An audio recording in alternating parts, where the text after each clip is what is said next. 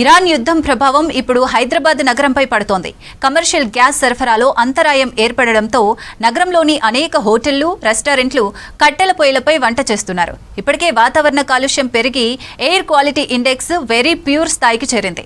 కట్టెల పొయ్యిల వాడకంతో కాలుష్యం పెరుగుతుందంటున్నారు పర్యావరణవేత్తలు.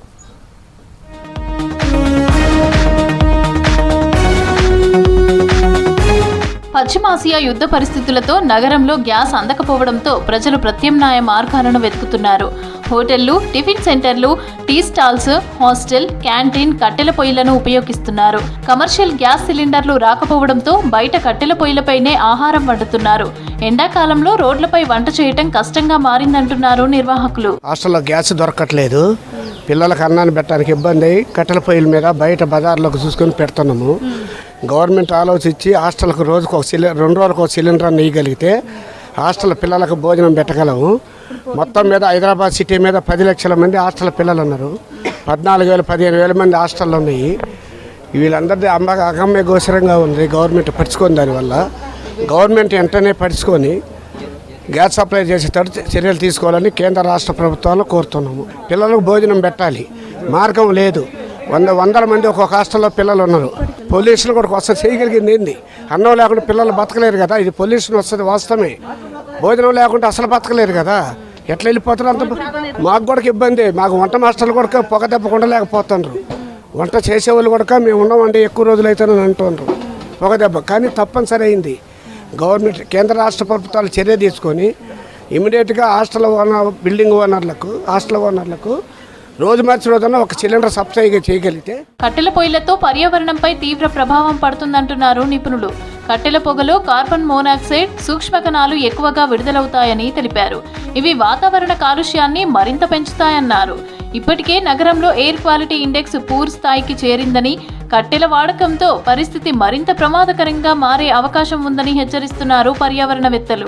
ఈ కట్టెల వల్ల, ఫైర్వుడ్ వల్ల కార్బన్ ఉద్గారాలు చాలా తీవ్రంగా పెరిగే అవకాశం ఉంది. ఎందుకంటే ఫైర్వుడ్ వల్ల పొగ వస్తుంది, పొగతో పాటు కార్బన్ ఎమిషన్స్ కూడా ఎక్కువ అవుతాయి.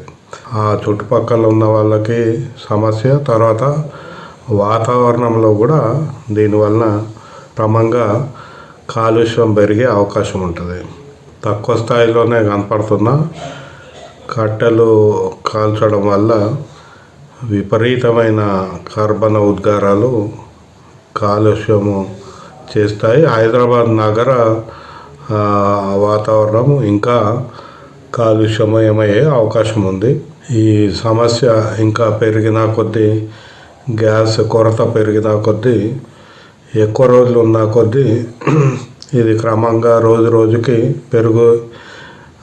మనకి ఇంకా పెద్ద సమస్యగా మారే అవకాశం ఉంది. పిల్లలు, వృద్ధులు, ఆస్తమా ఉన్నవారికి కాలుష్యంతో ప్రమాదం ఉంటుందంటున్నారు డాక్టర్లు. ఇక కట్టెల పొగతో కళ్ళు మండటం, దగ్గు రావటం, శ్వాస తీసుకోవటంలో ఇబ్బంది కలుగుతుందంటున్నారు. హాస్టల్స్, హోటల్స్ కోసం రోడ్లపై వంట చేయడంతో ఇబ్బందులు పడుతున్నామన్నారు స్థానికులు. हॉस्टल पे रुके, विवियन हॉस्टल है हमारा, तो इधर बहुत प्रॉब्लम हो रहा. या चपाती नहीं मिल रही, या बहुत प्रॉब्लम आ रही.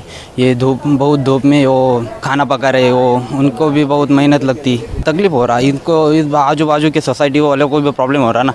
वो उसका धूप निकलता और वो आजू बाजू के खिड़की में जाता, फिर उसको प्रॉब्लम होता ना. మన హాస్టల్స్, పీజీ వాళ్ళు కానీ, హోటల్ వాళ్ళస్ కానీ, అది రెస్టారెంట్ వాళ్ళు కానీ కొంచెం పొయ్యిలు కట్టెల పైన అది చేస్తూ ఉన్నారు. అంతమంది అంత పొయ్యిల మీద స్టార్ట్ చేస్తే ఇంకా ఖచ్చితంగా పొల్యూషన్ కూడా ఎక్కువ అయింది. ఇప్పటికీ ట్రాఫిక్ పొల్యూషన్ వల్ల మన ఐ పెయిన్ కానీ, హెడ్ ఎక్ కానీ, బ్రీతింగ్ ప్రాబ్లం కానీ అవుతూ ఉన్నాయి.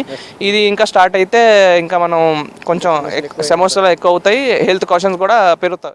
నేను కట్టెల వంట చేస్తాను, కానీ కట్టెలు చాలా కష్టం అవుతుంది వంటలో. ఇది కట్టెలు చేసిన హెల్త్ కొద్దిగా బాగోలేదు, కళ్ళు నీళ్ళు వస్తుంది. కమర్షియల్ గ్యాస్ కొరతతో కట్టెల పొయ్యిలపై ఆహారం వండుతున్నారు హాస్టల్, హోటల్స్ నిర్వాహకులు. గ్యాస్ సిలిండర్స్ ను సరఫరా చేయాలని కోరుతున్నారు.